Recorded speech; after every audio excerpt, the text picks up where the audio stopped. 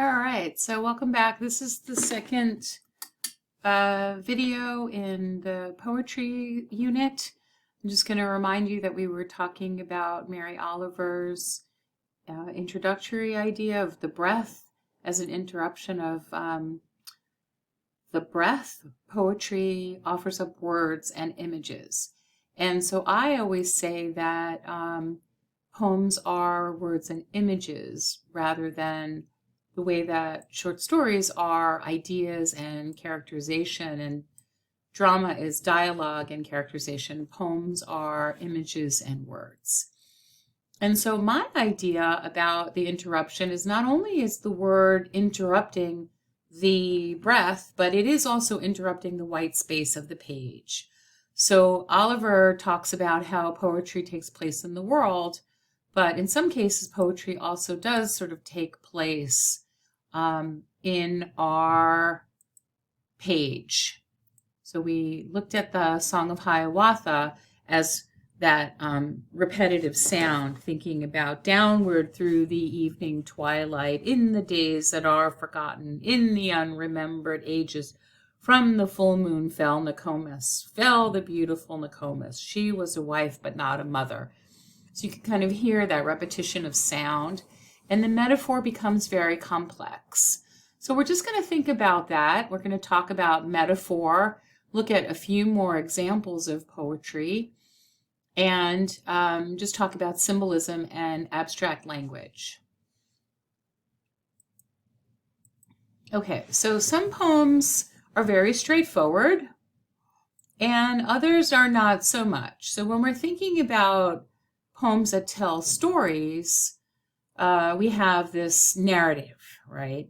Others are more abstract and can use language in new ways. And so understanding the figurative language and abstract language as the general term to describe the devices of poetry, and you may have heard this before when you were in high school, right? You know about metaphor, comparing one thing to another, but a simile is a sustained metaphor.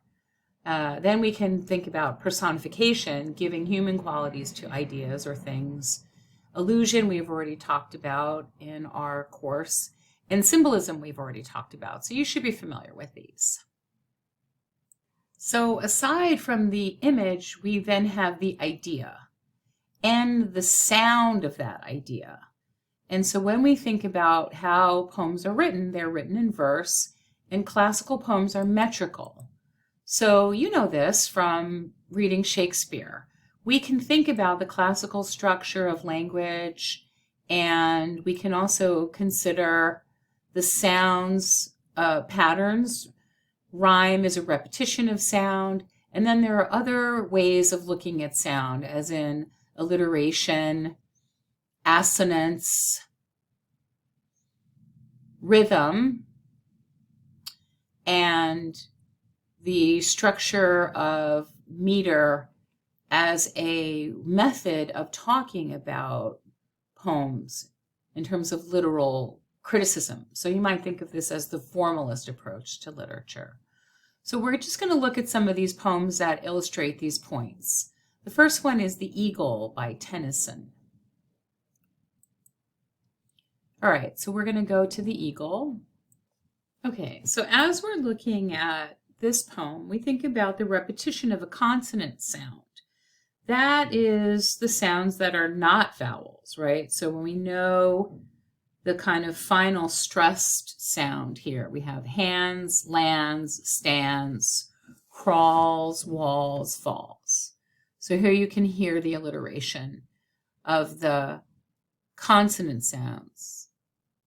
Listen to this, right?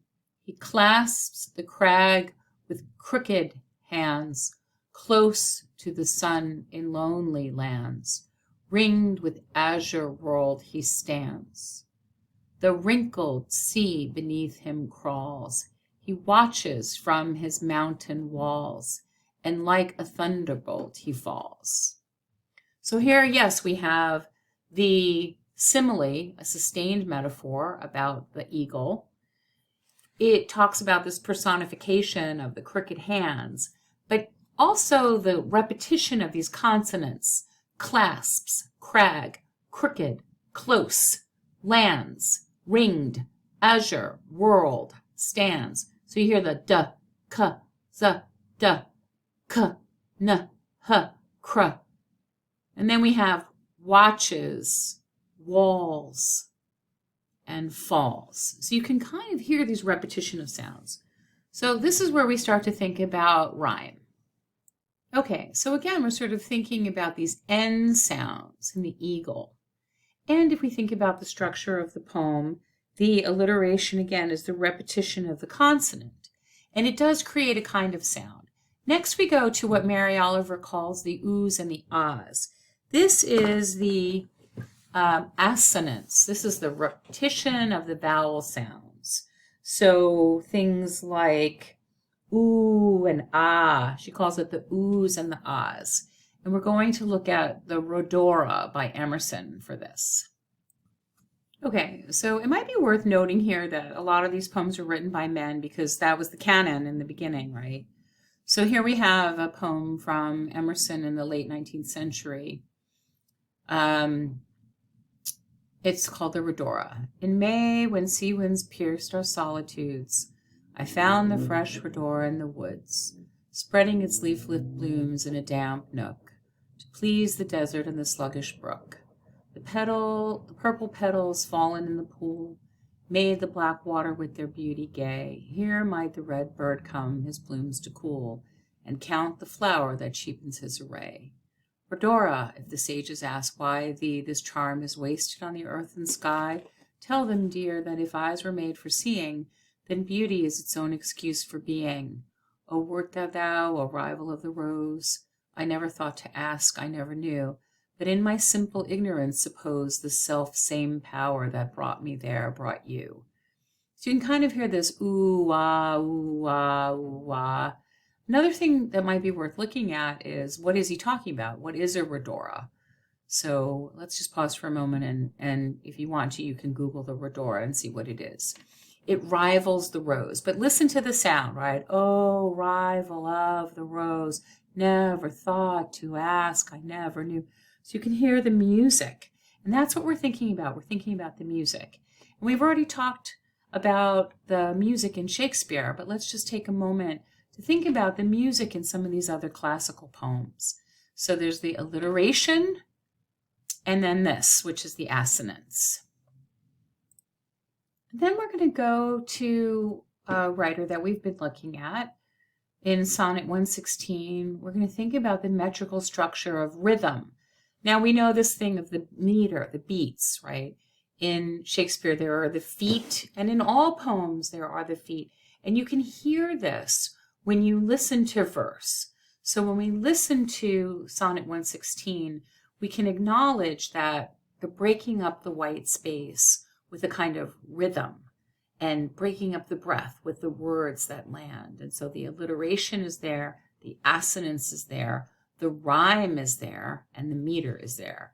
And so sonnets put together a lot of these classical notions of listening to the world and noticing the world. And this particular poem is called Sonnet 116, and it's by Shakespeare, and it talks about love. So here we have the sonnet. Now, if we think about the structure, there are 14 lines, and there's the two rhyming couplets, the two lines, which is a rhyming couplet.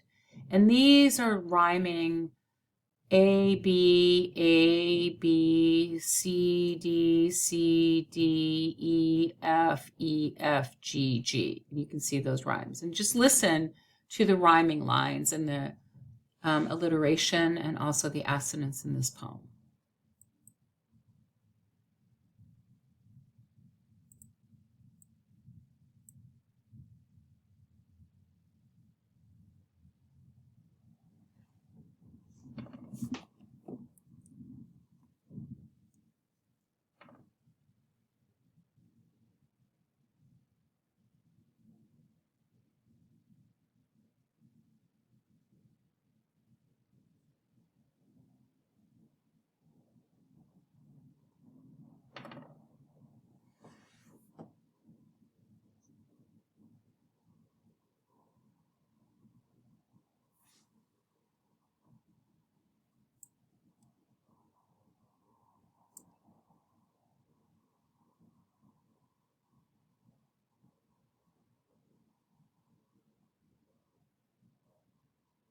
Okay, so we can see how this sonnet has this beautiful idea about love and the sounds that happen in the iambic pentameter. You can really hear it. So thinking about the interruption of the breath and thinking about the interruption of the white space. So just as a reminder how in English meter is measured by linguistic devices, and we can think about the abstraction of language if you look at metaphor, simile, personification, allusion, and symbols. And then in this case, where we were looking at the alliteration in the eagle, the assonance in the rhodora, and the rhythm in Sonnet 116. So we can start to think about how we can analyze these poems based on the sounds. In the next video, we're going to look at modern verse. Okay, so we'll see you in the next video.